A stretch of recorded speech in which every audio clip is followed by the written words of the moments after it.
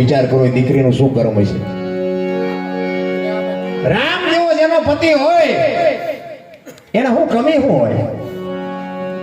એને જો આ ભોગવવો પડ્યો તો આપણે આપણી શું ઓકાત શું? આપણી દ્રૌપદીના ચીર લૂંટાતા ત્યાં કોણ નતું? વિચાર કરજો, આખી દુનિયાને ખબર છે. રામ કાળના જડબા જાલીને ઉભા રાખે એવા પાંડવો હતા. હારી હારી હસ્તીઓ બેઠી હતી. બાપુ અત્યારે મોઢું ન કરી કઈ દીકરીનો ગુનો શું હતો? શું એનું કર્મ શું? અરે આખું વિશ્વ જેને બનાવ્યું, અખિલ બ્રહ્માંડનો માલિક કૃષ્ણ પરમાત્મા, એને ખબર ન હોય કે અહીં બેસ તો ભીલ મન બાણ મારશે? એને ખબર ન હોય? ભીલે મારી નાખ્યા. બોલો, 14 બ્રહ્માંડનો અધિપતિ અને ભીલ બાણ મારે અને બાપુ એને આ દેહ છોડવો પડે એટલે કેવડી મોટી વાત કહેવાય. શું આ કર્મની ગતિ હોઈ શકે? અરે પાંડવો અને કૌરવની વાત કરું તમને કહું, ધર્મરાજા યુધિષ્ઠિર શું કામ લડ્યા? 18 દિવસનું યુદ્ધ થયું. એ લડ્યા શું કામ? પોતાના હક માટે ને, પોતાના હક માટે લડ્યા અને જીત્યા. ને બધી વાત બરોબર, પણ બાપુ મર્યા પછી આ દુનિયાના બધા દુનિયામાં જીતી ગયા ને પછી આ દુનિયામાં 5 ફૂટ જગ્યા ધર્મરાજાને ન મળી. બાપુ તમે વિચાર કરજો, હિમાલય હાડ ગાળવા જવું પડ્યું. એનું કર્મ શું? સત્યની માટે, ધર્મની માટે તમે વિચાર કરજો. ધર્મની માટે સત્યના રાહ ઉપર પોતાની હકની જે માંગણી કરે એને છેલ્લે 5 ફૂટ જગ્યા ન મળી. થઈ થાવીને થાશે એવો ત્રિકાળ જ્ઞાની મહાપુરુષ ગંગાનો પુત્ર ભીષ્મ છેલ્લે બાણની પથારીમાં હોવું પડ્યું. મારા રામ કાલ શું બનવાનું છે જેને ખબર હોય અને એને જો બાણની પથારીમાં હોવું પડ્યું. અરે એની ક્યાં વાત કરો? એમના દૂત જેને લેવા આવે અને એ દૂતને એમ કહી દે અત્યારે વિયોજા 6 મહિના પછી આવજે, પોતાના મૃત્યુને રોકી શકે એવો સમર્થ ને સિદ્ધ પુરુષ, એને છેલ્લે બાણની પથારીમાં હોવું પડ્યું. તો આપણે કેટલાના રોલ કર્યા છે આપણને નહીં યાદ આવે? શું આમાં કર્મની વાત આપણે શું કરીએ? હું એવું નથી કહેતો કે આવડામને ભોગવવો પડ્યો એટલે ભક્તિ ન કરાય, કોકના રોલ કરાય, જલસા કરી લેવા. ના, એવું હું નથી કહેતો. બાકી વિજય તો સત્યનો જ થાય મારા અંદાજ મુજબ. બાકી આપણે સારું કરશો ને સારું ફળ મળશે ને ખરાબ કરો ને ખરાબ મળશે એવું મને અત્યારે દેખાતું નથી.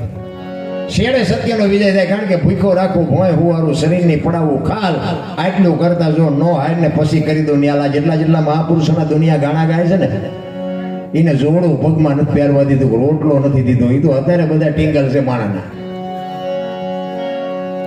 કોઈ હક નથી લેવા દીધું. અત્યારે બધા કે ગંગા સતીની વાણી એટલે વાત ન થાય, મીરાબાઈની વાણી. કોઈ બાપુ પોતાના જ નડ્યા છે અને પોતાના નડે ને પછી સમજવાનું ઠાકર ત્રાજવે આવ્યો હોય તો જ નડે. મેં કે આખી દુનિયા ઓળખે ને આપણા નો ઓળખે.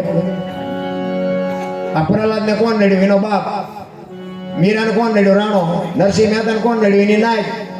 પાંડવોને કોણ નડ્યા? કૌરવ. પોતાના નડ્યા પછી જીત્યા થયા. આપણા નડે પછી રોદડા ન રોવા. સમજી લેવાનું ઠાકર ત્રાજવે આવ્યો હોય તો જ આપણને નડે. મેં કે વેળાવધી બધી ઓળખે નહીં, પડખેમ મીર્યા હોય ન ઓળખે. નથી સમજાતું રામ. બહુ અઘરી બાબત છે. પણ મારો કહેવાનો મિનિંગ એ છે કે માણસનો એક જ અવતાર એવો છે કે આમાં તમે કાંઈક કરી શકો. તમારે આમાંથી છૂટવું હોય, છૂટતા હોય ન છૂટતા હોય મને કાંઈ ખબર નથી. બધા ભવને હું એમાં ઊંડો ઉતરતો નથી અને આપણે ઉતરવું નથી. કારણ કે કાલની ખબર ન હોય ને ભવની શું ખોડવી? આપણને કાલ શું બનવાનું છે ખબર નથી. ઓલા ભવમાં આમ ને ઓલા ભવ. તમે આટલા બધા બેઠા છો, લો જવાનું ગમી આવે પણ આવ્યા છો ચાથી લો કોઈને ખબર હોય હું શું વાત કરો તો શું એમાં ખોશ કરવા પડવું જો? અત્યારે બેઠા છીએ આનંદ કરો ને. એક ભજનમાં બેઠા છીએ આપણે લાલાભાઈના ઘરે, એમના ભાઈ સ્વર્ગસ્થ થઈ ગયા, એની પાછળ સંતવાણીનો પ્રોગ્રામ છે ને આપણે બધા બેઠા છીએ. આટલું જ યાદ રાખો ને, કાલની વાત સવારે હું બનવાનું ક્યાં ખબર છે?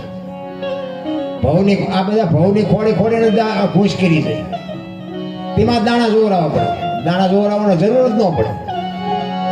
કાંઈ છે જ નહીં. આનંદ કરો, મોજ કરો. 2-2.5 કિલો જ હોય. માણસ જન્મે ને 2-2.5 કિલોનો જ હોય. 60-80 વર્ષ જીવન મરી જાય પછી શમશાનમાં લઈને હળગાવી નાખો. રેખ્યા ભેળી કરીને ચોખ્ખો એટલે 2-2.5 કિલો થાય. વચ્ચે ઠેકડા મારવાનું છે. કાંઈ છે જ નહીં વાત. હળવા ફૂલ દેજો ને. બાકી આ કૂતરા કાગડા ભેંસું ભૂંડા લ્યો અમને કાંઈ ઉપાધિ છે. હું તો ક્યારેક વાળું પાણી કરીને આમ નીકળું તો બજારમાં કૂતરા હુતા હોય ને તો મને હું તો જોઈને વિચાર કરું કે આમને એટલો કાંઈ ઉજાગરા છે. ધાબુ ભરવું છે ને, છોકરો પરણાવો છે ને, વેવાઈ પાસે જવું છે ને, ચૂંટણી લડવી છે ને, અમને સન્માન ન કર્યું ને, પોસડું ન કર્યું, ચા પાણીનું ન પૂછ્યું, આ કાંઈ લોહી ઉકાળા છે લ્યો. કોઈ હગું ભાડ્યું? આ કૂતરા કાગડા ભેંસો ભૂંડા કોઈ કે અમારી હારી છે ને, અમારો હાટું છે ને, અમારા હારા છે ને, કોઈ ઘૂસ તો આપણે જ કરી. કાંઈ છે જ નહીં રામ. હળવા ફૂલ થઈ જાય, કોઈની માથે વજન નાખ્યો જ નથી, બધા લઈ લઈને ફરે છે. મેં મકાન કર્યું, મેં ખેતર લીધું, મેં ટ્રેક્ટર લીધું, તો જાવતા લેતા જજો, બીજા વાપરશે.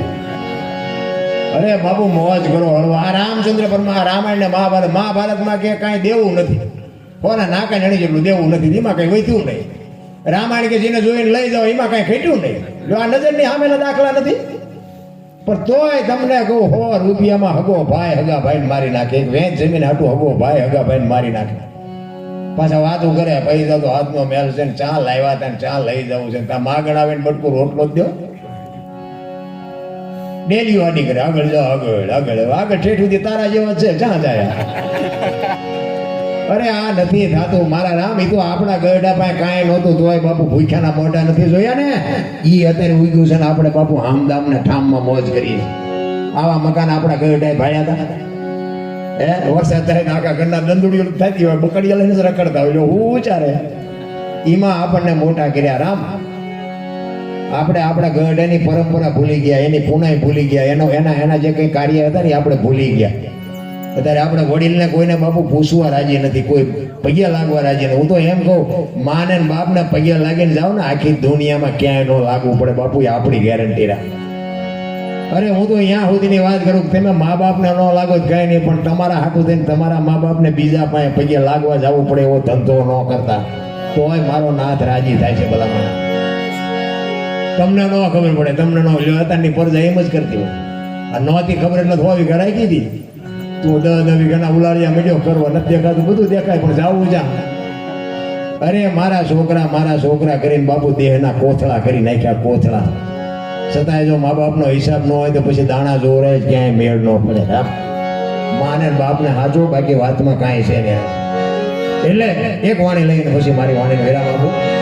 કારણ કે મેં હમણાં કીધું ને એમ 1 મહિને તેના જ નથી લીધું, તમને જે લાગતું હોય. પણ ભજન મારો ખોરાક થઈ ગયો છે, મરી જાય તો જોડે મારે કાંઈ છે નહીં વાત. એમાં કાંઈ વાતમાં છે નહીં બાપુ, મરવાનું બધાને મરવાનું જ છે. હા, મોતથી ભાગો ન ભાગો એ તો ગોતી જ લેવાનો, પકડવાનો જ છે. એક વડનું ઝાડ હતું ને, ત્યાં એક પોપટનું બચ્ચું રહેતું. એક 10 તમને આપી દઉં. પોપટનું બચ્ચું બિચારું હાવ માય કાંગલા જેવું હતું. એ એટલામાં ઉડે, ત્યાં થોડું પાણી ભરેલું ને ત્યાં પાણી પીને વડના ટેટા ખાય ને એટલામાં ઉડી શકે. યમના દૂધ છે ને બધા રોજ ત્યાંથી નીકળે, ગમે એનો જીવ લેવા જવાનું યમના દૂધ ત્યાંથી નીકળે.